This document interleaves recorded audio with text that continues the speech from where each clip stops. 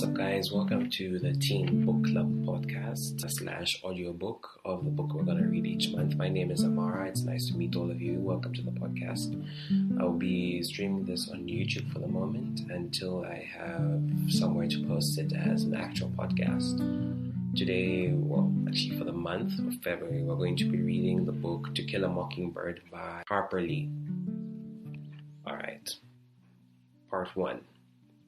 Chapter 1. When he was nearly 13, my brother Jem got his arm badly broken at the elbow. When it healed, and Jem's fears of never being able to play football assuaged, he was seldom self-conscious about his injury. His left arm was somewhat shorter than his right. When he stood or walked, the back of his hand was at right angles to his body, his thumb parallel to his thigh. He couldn't have cared less, so long as he could pass and punt. When enough years had gone by to enable us to look back on them, we sometimes discussed his accident. I maintain that the elves started it all, but Jem, who was 4 years my senior, said it started long before that. He said it began the summer Dill came to us, when Dill first gave us the idea of making Boo Radley come out. I said if you wanted to take a broad view of the thing, it really began with Andrew Jackson. If General Jackson hadn't run the creeks up the creek, Simon Finch would never have paddled up the Alabama. And where would we be if he hadn't? We were far too old to settle an argument with a fist fight, so we consulted Atticus. Our father said we were both right. Being Southerners, it was a source of shame to some members of the family, recorded ancestors on either side of Battle of Hastings. All we had was Simon Finch, a fur-trapping apothecary from Cornwall, whose piety was exceeded only by his stinginess. In England, Simon was irritated by the persecution of those who called themselves Methodists at the hands of their more liberal brethren.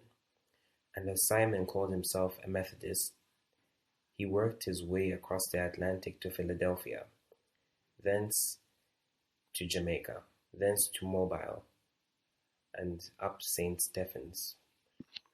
Mindful of John Wesley's strictures on the use of many words in buying and selling, Simon made a pile, practicing medicine. But in this pursuit he was unhappy, lest he be tempted into doing what he knew was not for the glory of God, as the putting on of gold and costly apparel. So Simon, having forgotten his teacher's dictum in the possession of human chattels, bought 3 slaves. With their aid established a homestead on the banks of the Alabama River, some 40 miles above St. Stephen's. He returned to St. Stephen's only to find a wife, and with her established a line that ran high to daughters. Simon lived to an impressive age and died rich. It was customary for the men in the family to remain in Simon's homestead, Finch's land, and making their living from cotton. The place was self-sufficient, modest in comparison with the empires around it.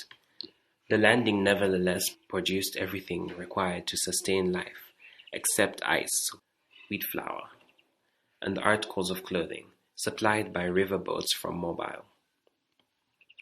Simon would have regarded impotent fury the disturbance between the North and the South, as it left his descendants stripped of everything but their land, yet the tradition of living on the land remained unbroken, until well into the 20th century, with my father, Atticus Finch, went into Montgomery to read the law, and his younger brother went to Boston to study medicine. The sister, Alexandra, was the Finch who remained at the landing. She married a taciturn man who spent most of his time lying in a hammock by the river wondering if his trot lines were full. When my father was admitted to the bar, he returned to Maycomb and began his practice. Maycomb, some 20 miles east of Finch Landing, was the county seat of Maycomb County. Atticus found in the courthouse contained little more than a hat rack, a spittoon, a checkerboard, and an unsullied code of Alabama. His first 2 clients were the last 2 persons hanged in the Maycomb County Jail, Atticus had urged them to accept the state generosity in allowing them to plead guilty to second-degree murder and escape with their lives, but they were Haverfords in Macomb County, a name synonymous with jackass.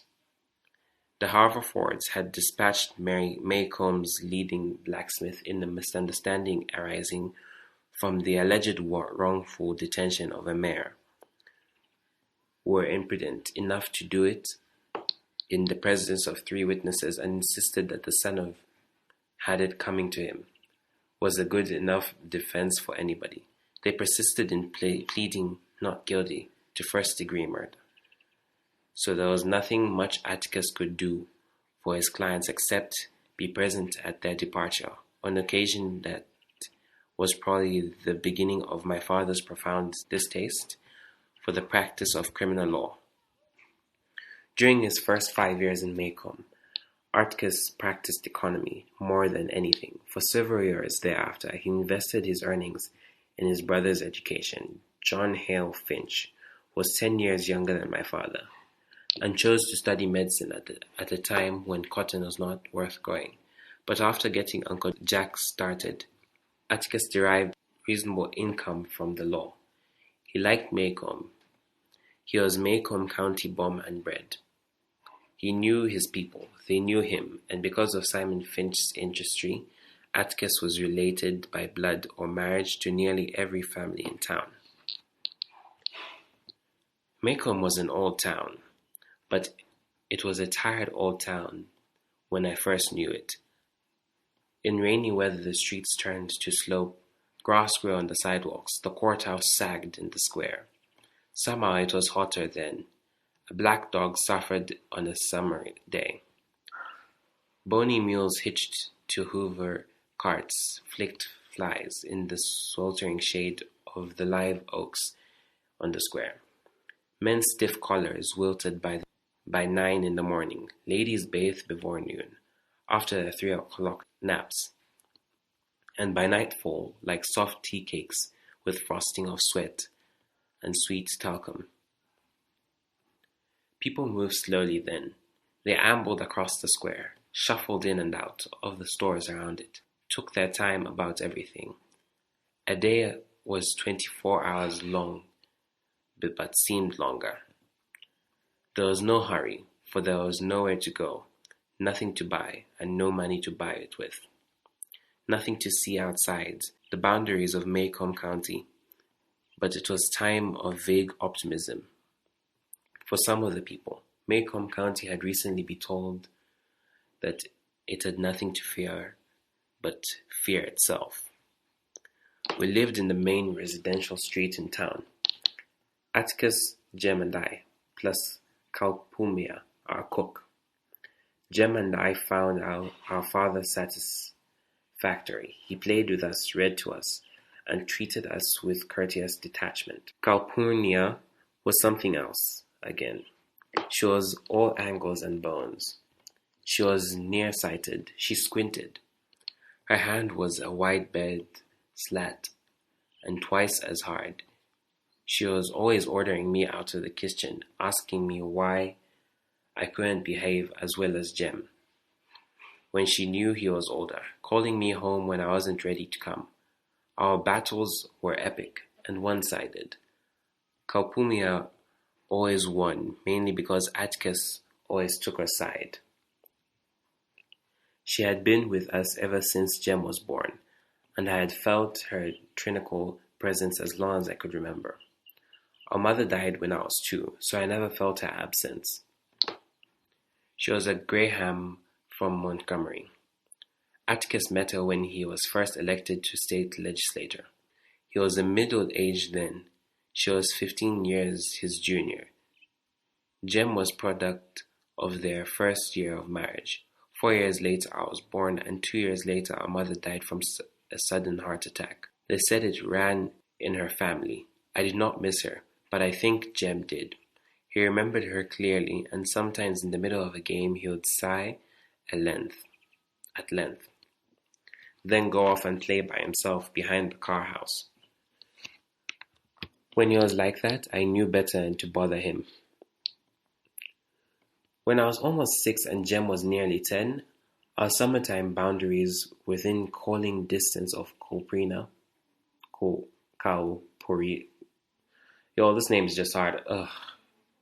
California. Oh, that is an awful name. I'm sorry, guys, but yeah. Were Mrs. Henry Lafayette Dubose house 2 doors to the north of us, and the Radley place 3 doors to the south. We were never tempted to break them. The Radley place was inhabited by an unknown entity, the mere description of whom was enough to make us behave for days on end. Miss Dubose was plain hell. That was the summer Dill came to us.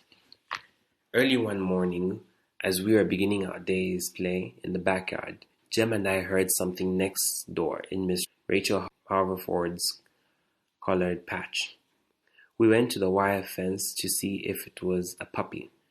Miss Rachel's rat terrier was expecting. Instead, we found someone sitting, looking at us. Sitting down, he wasn't much higher than the collards. We stared at him until he spoke. Hey yourself, said Jem pleasantly.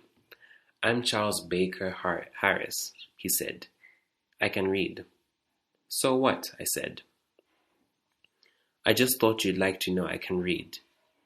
You got anything needs reading? I can do it. How old are you? Asked Jem. 4.5. I'm going on 7. Shoot, no wonder then, said Jem, jerking his thumb at me. Scout yonder has been reading ever since she was born, and she ain't even started school yet. You look right puny for going on 7. I'm little but I'm old, he said. Jem brushed his hair back to get a better look. Why don't you come over, Charles Baker Harris? He said. Lord, what a name. It's not funnier than yours. Aunt Rachel says your name is Jeremy Atticus Finch. Jem scowled. I'm big enough to fit mine, he said. Your name's longer than you are. I bet it's a foot longer. Folks call me Dill, said Dill, struggling under the fence. Do better if you go over it instead of under it, I said. Where'd you come from? Dill was from Meridian, Mississippi. Was spending the summer with his aunt, Miss Rachel, and would be spending every summer in Maycomb from now on. His family was from Maycomb country originally. His mother worked for the photographer in Meridian, had entered his picture in a beautiful child contest, and won $5. She gave the money to Dill, who went to the picture show 20 times on it. Don't have any picture shows here except Jesus ones in the courthouse sometimes, said Jem. Ever see anything good? Dill had seen Dracula, a revelation that moved Jem to eye him with the beginning of respect. Tell it to us, he said. Dill was a curiosity. He wore blue linen shorts that buttoned to his shirt. His hair was snow white and stuck to his head like duck fluff. He was a year my senior, but I towered over him.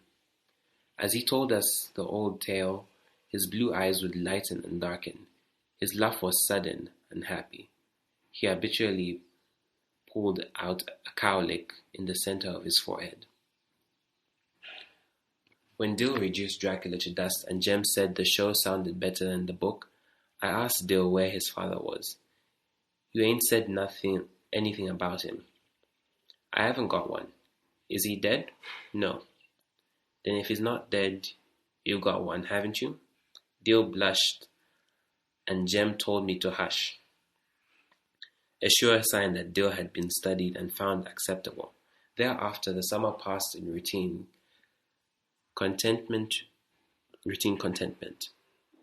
Routine contentment was improving our tree house that rested above giant twin chinaberry trees in the backyard, fussing, running through our list of dramas based on the works of Oliver Optic, Victor Appleton, and Edgar Rice Burroughs.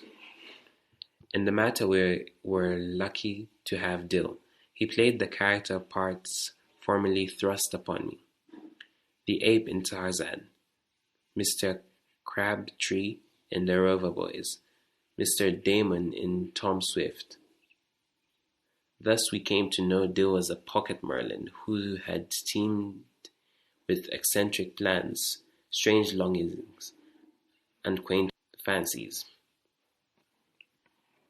The Radley place fascinated Dill. In spite of our warnings and explanations, it drew him as the moon draws water, but drew him no nearer than the light pole on the corner, a safe distance from the Radley gate. There he would stand, his arm around the fat pole, staring and wondering. The Radley place jutted into a sharp curve beyond our house. Walking south, one faced its porch. The sidewalk turned and ran beside the lot. The house was low, was once white, with a deep front porch and green shutters. But it had long ago darkened to the color of a slate-gray yard. Rain-rotted shingles drooped over the eaves of the veranda. Oak trees kept the sun away. The remains of pickets drunkenly guarded the front yard. A swept yard that was never swept, where Johnson grass and rabbit tobacco grew in abundance. Inside the house lived a malevolent phantom. People said he existed, but Jem and I had never seen him. People said he went out at night when the moon was down and peeped in windows. When people aziles froze in a cold snap, it was because he had breathed on them. Any stealthy small crimes committed in Maycomb were his work. Once the town was terrorized by a series of morbid nocturnal events. People's chickens and household pets were found mutilated, although the culprit was Crazy Addy, who eventually drowned himself in Barker's eddy. People still looked at the Radley place, unwilling to discard their initial suspicions. A Negro would not pass the Radley place at night. He would cut across the sidewalk opposite and whistle as he walked. The Maycomb school ground adjoined the back of the Radley lot. From the Radley chicken yard, tall pecan trees shook their fruit into the schoolyard, but the nuts lay untouched by the children. Radley pecans would kill you. A baseball hit into the Radley yard was a lost ball, and no question asked. The misery of the house began many years before Jem and I were born. The Radleys, welcomed anywhere in town, kept to themselves, a predilection unforgivable in Maycomb. They did not go to church, Maycomb's principal recreation, but worshipped at home. Mrs. Radley seldom, if ever, crossed the street for a mid-morning coffee break with her neighbors, and certainly never joined the missionary circle. Mr. Radley walked to town at 11:30 every morning and came back promptly at 12, sometimes carrying a brown paper bag that the neighbor assumed contains the family groceries. I never knew how old Mr. Radley made his living. Jem said he bought cotton, a polite term for doing nothing, but Mr. Radley and his wife had lived there with their 2 sons as long as anybody who could remember. The shutters and doors of the Radley house were closed on Sundays, another thing alien to Maycomb ways. Closed doors meant illness and cold weather only. Of all days, Sunday was the day for formal afternoon visiting. Ladies wore corsets, men wore coats, children wore shoes. But the climb to the Radley front steps and the call, "Hey," of a Sunday afternoon was something that their neighbors never did. The Radley house had no screen doors. I once asked Atticus if it ever had any. Atticus said yes, but before I was born. According to neighborhood legend, when the younger Radley boy was in his teens, he became acquainted with some of the Cunninghams from Old Sarum, an enormous and confusing domiciled in the northern part of the country, and they formed the nearest thing to a gang scene in Macomb. They did little but enough to be discussed by the town, publicly warned from 3 pulpits. They hang around the barber shop. They rode the bus to Abbotsville on Sundays and went to the picture show. They attended dances too at the country riverside gambling hell, the Dewdrop Inn, and fishing camp. They experimented with Stumble whiskey. Nobody in Macomb had nerve enough to tell Mr. Radley that his boy is with the wrong crowd. One night, in an excessive spurt of high spirits, the boys backed around the square in a borrowed flivver, resisted arrest by Macomb ancient beadle, Mr. Connor, and locked him in the courthouse outhouse. The town decided something had to be done. Mr. Connor said he knew who each and every one of them was, and he was bound and determined they wouldn't get away with it. So the boys came before the probate judge on charges of disorderly conduct, disturbing the peace, assault and battery, and using abusive and profane language in the presence of hearing of a female. The judge asked Connor why he included the last charge. Mr. Connor said they cussed so loud he was sure every lady in Macomb heard them. The judge decided to send the boys to the State Industrial School, where the boys were sometimes sent for no other reason than to provide them with food and decent shelter. It was no prison, and it was no disgrace. Mr. Radley thought it was. If the judge released Arthur, Mr. Radley would see to it that Arthur gave no further trouble, knowing that Mr. Radley's word was his bond. The judge was glad to do so. The other boys attended industrial school and received the best secondary education to be had in the state.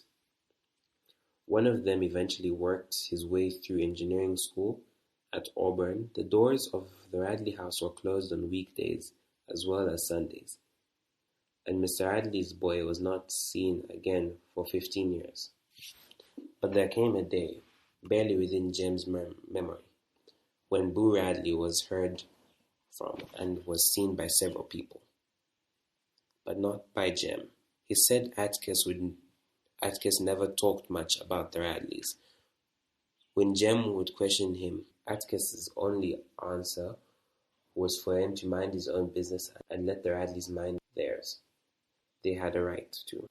But when it happened, Jem said Atticus shook his head and said, That's something weird to say, honestly.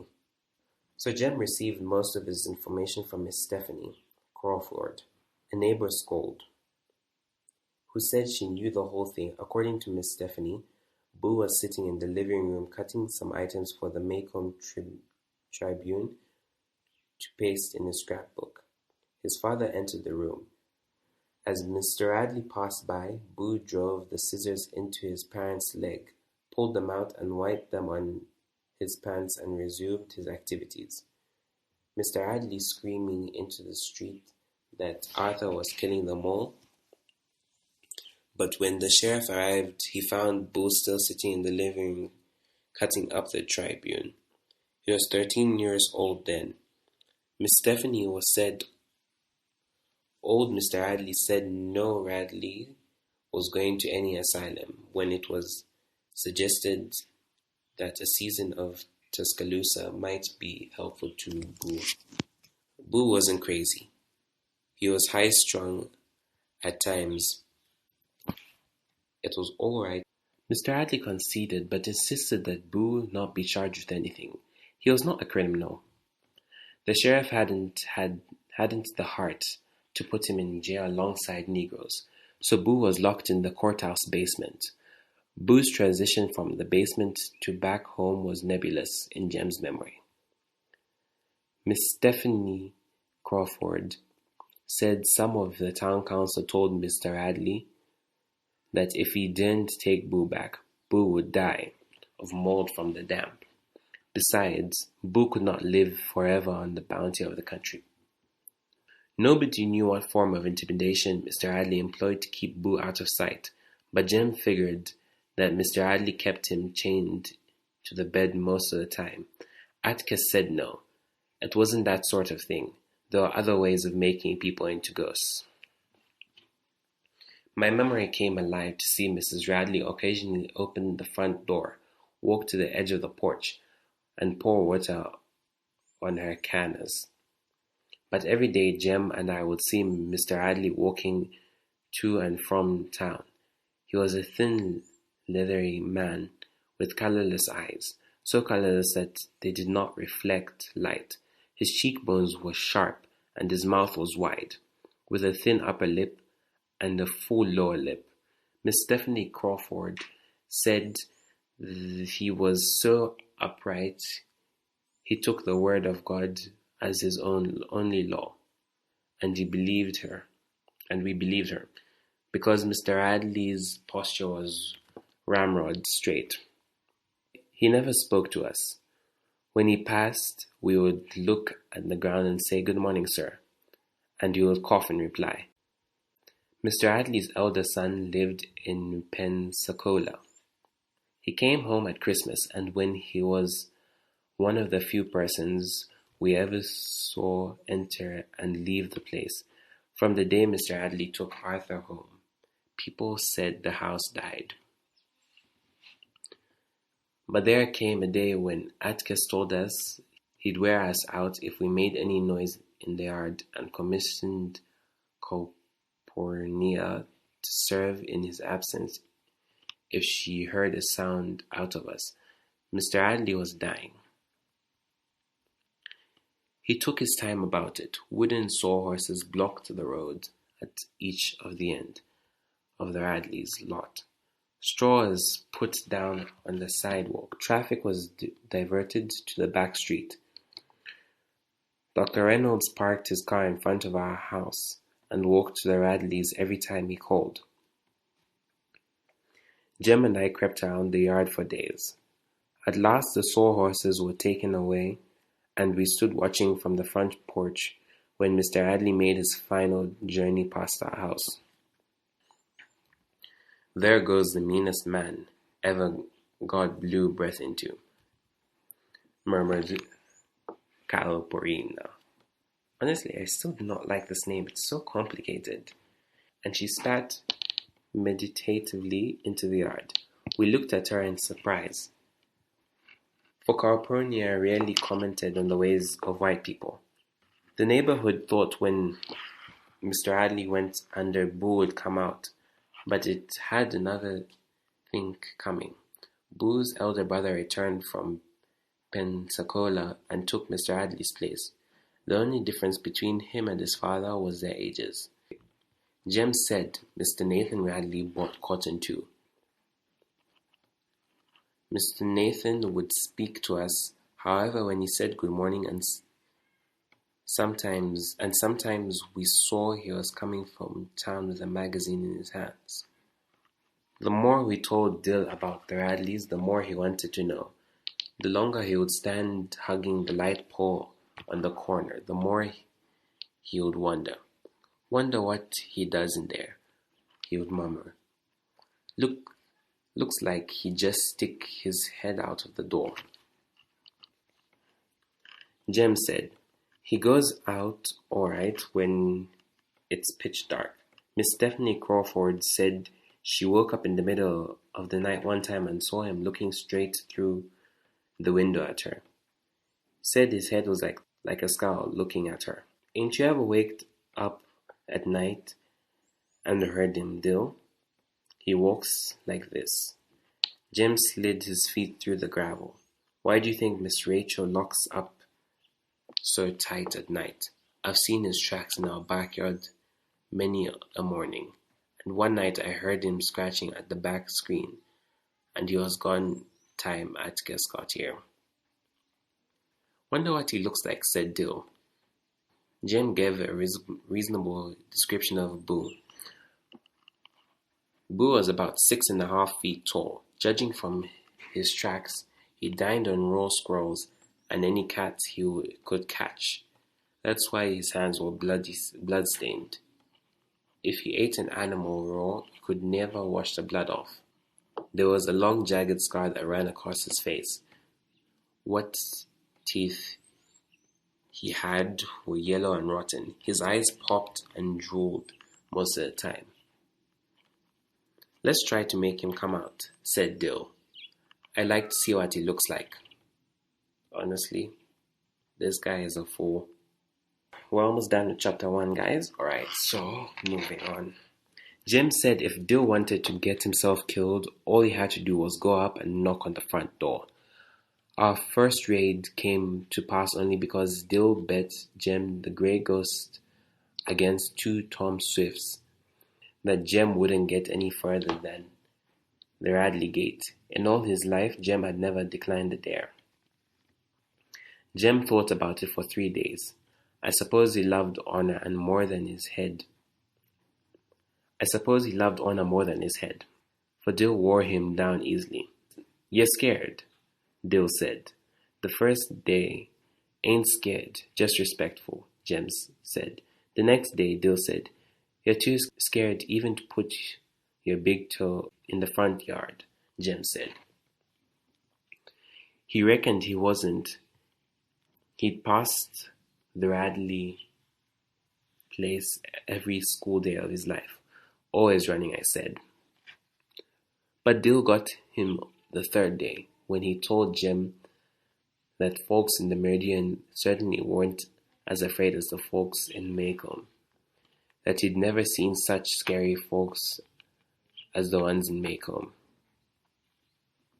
This was enough to make Jem march to a corner where he stopped and leaned against the light pole, watched the gate hanging crazily on its homemade hinge. I hope you've got it through your head that he'll kill us each and every one, Dill Harris, said Jem when we joined him. Don't blame me when he gouges your eyes out. You started it, remember. You're still scared, murmured Dill patiently. Jem wanted Dill to know once and for all that he wasn't scared of anything. It's just I can't think of a way to make him come out without him getting us. Besides, Jem had his little sister to think of. When he said that, I knew he was afraid. Jem had his little sister to think of. The time I dared him to jump off the top of the house. If I got killed, what become of you? He asked. Then he jumped, landed unhurt, and his sense of responsibility left him until confronted by the Radley place. You gonna run out on a dare? Asked Dill. If you are, then. Dill, you have to think about these things, Jem said. Let me think a minute. It's sort of like making a turtle come out. How's that? Asked Dill. Strike a match under him. I told Jem if he set fire to the Radley house, I was going to tell Atticus on him. Dill said striking a match under a turtle was hateful. Ain't hateful. Just persuades him. It's not like you chunk him in the fire, Jem growled. How do you know a match don't hurt him? Turtles can't feel, stupid, said Jem. Were you ever a turtle, huh? My stars, Dill. Now let me think. Reckon we can rock him? Jem stood in thought so long that Dill made a mild concession. I won't say you ran out on a dare, and I'll swap you the Grey Ghost if you just go up and touch the house. Jem brightened. Touch the house, that's all. Dill nodded. Sure, that's all now. I don't want you hollering something different the minute I get back. Yeah, that's all, said Dill. He'll probably come out after you when he sees you in the yard. Then Scout Mill jump. Okay, guys, I don't even know what I'm saying, but I'll just continue. Jump on him and hold him down till we can tell him we ain't gonna hurt him. We left the corner, crossed the side street, and ran in front of the Radley house, and stopped at the gate. Well, go on, said Dill. Scout and me's right behind you. I'm going, said Jim. Don't hurry me. He walked to a corner of the lot, then back again, studying the simple terrain as if deciding how best to effect an entry, frowning and scratching his head. Then I sneered at him. Jim threw open the gate and sped to the side of the house, slapped it with his palm and ran back to us, not waiting to see if his foray was successful. Dill and I followed on his heels safely on our porch, panting out of breath. We looked back. The old house was the same, droopy and sick. But as we stared down the street, we thought we saw an inside shutter move. Flick. A tiny, almost invisible movement. And the house was still. Alright guys, that is the end of chapter 1. Thank you guys for listening. My name is Amara. I hope you enjoyed this episode. I know I made a lot of mistakes, but, well, you're not gonna hear them, so yeah. Well, I might leave a few for you guys to feel nice. If you think I should do this in a British accent, leave a comment. Or yeah. And if you want to join the Teen Book Club, just leave a comment and leave a like and I will respond to you. Bye guys.